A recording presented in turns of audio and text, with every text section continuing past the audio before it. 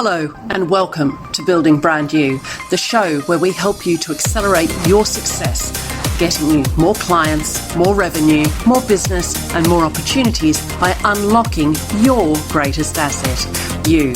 My name is Kim Hamer and I'm an international business coach and serial entrepreneur.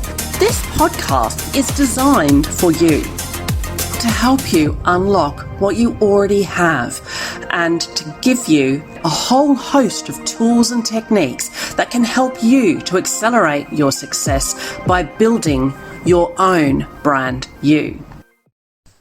Hello everyone and welcome to this episode of Building Brand You.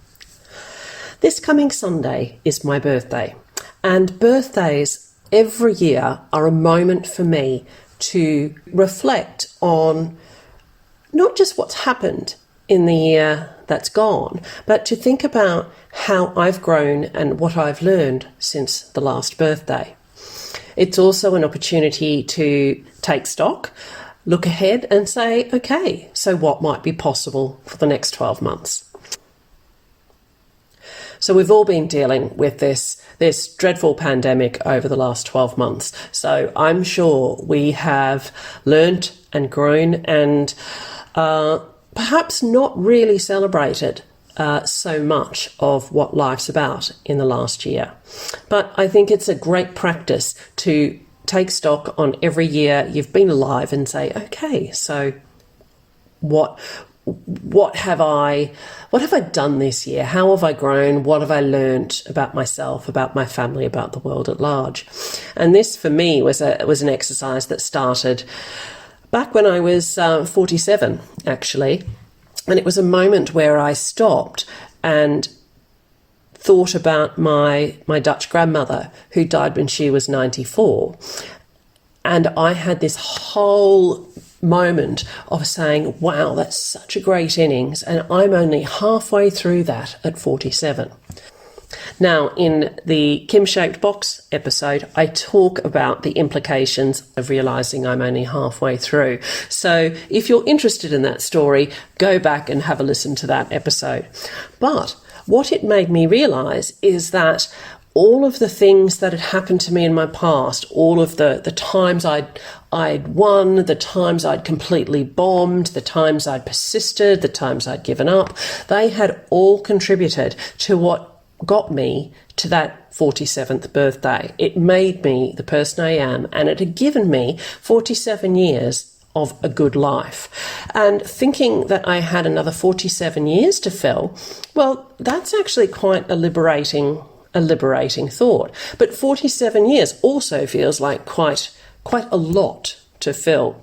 So this practice on each birthday is really about saying, well, what is going on for the year ahead? And I wanted to share a quote that I read last year that I feel really encapsulates this new mood, I guess, that I've experienced. It's a quote by Tom Peters, and I read it in his book, The Excellence Dividend. And he talks about whoever tries the most stuff wins. Or, as he puts it in the book, WTTMSW. Now, that doesn't actually trip off the tongue very well, does it? But the philosophy is perfect. Whoever tries the most stuff wins. So if I reflect on birthdays that have gone past, some things have been really inspiring, others not so much. So I tried pickling one year and that went really well.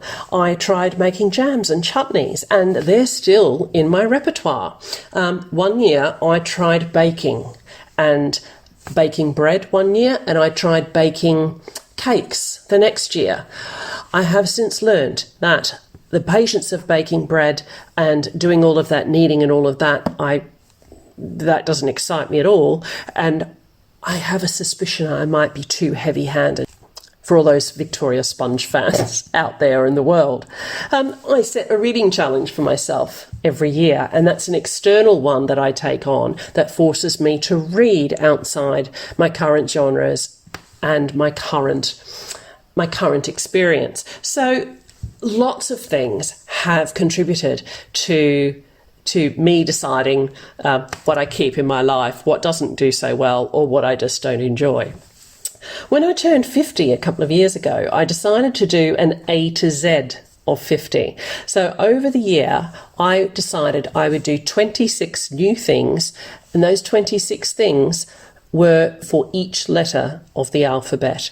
So I couldn't do 3 A's and that was 3 in my 26. I had to do 1 for each letter. So one of the things that I started the year off really well with was becoming an entrepreneur. So that was E, and that was a new thing for me.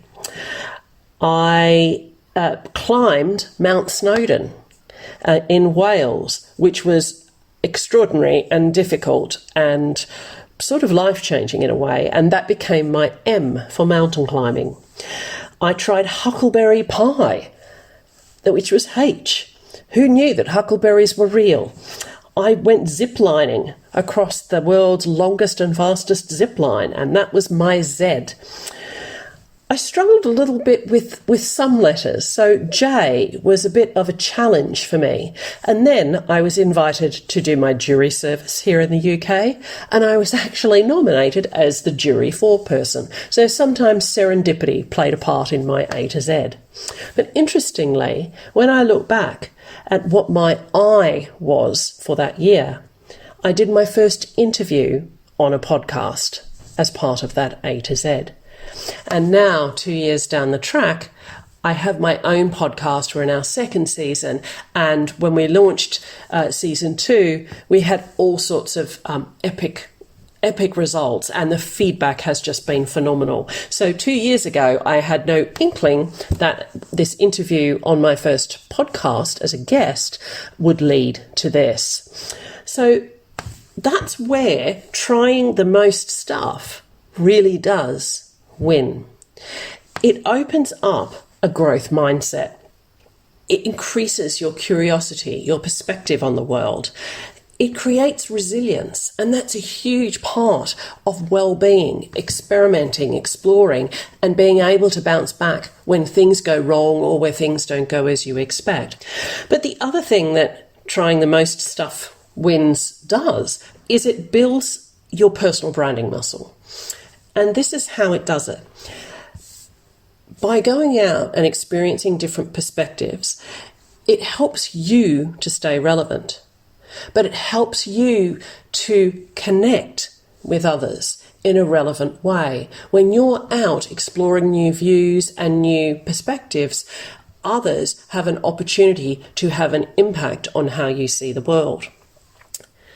The second thing that trying new stuff does for your personal brand is it's energizing.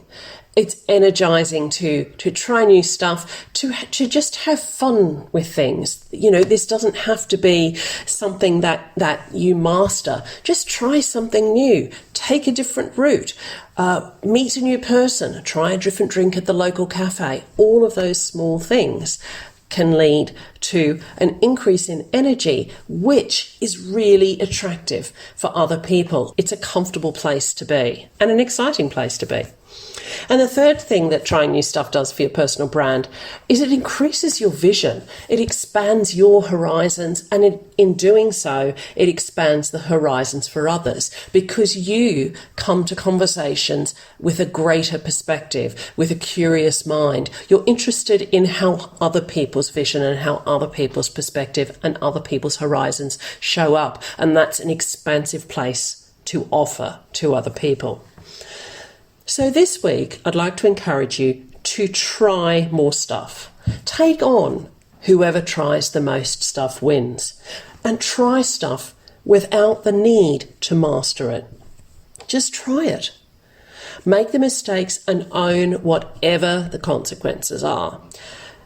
Life is not perfect. And as Albert Einstein says, you never fail until you stop trying. If you're not making mistakes, you're just not trying hard enough. So try it, make mistakes, own those consequences, and then just try more stuff. You can try more of the same stuff, or it might inspire you to try even more new stuff. Make whoever tries the most stuff wins into your new habit, and build that muscle this week. In the meantime, I'm off to choose what my Whoever Tries the Most Stuff Wins challenge will be for my birthday number 52. Have great fun with this, and I'll talk to you next time. Thank you for listening to the Building Brand You podcast. I'm Kim Hayner, and if you've enjoyed this episode, please leave me a 5-star review on Apple Podcasts. Connect with me on LinkedIn, Facebook, Instagram or Twitter, and for all the latest news and tips, become a member of the brand new Building Brand You Facebook group. I help people to accelerate their success by unlocking their greatest asset. If you'd like to find out more, please book in for a free 20-minute coaching call at calendly.com/Kim Hayner/BBY chat. Accelerate your results by unlocking your greatest asset, you.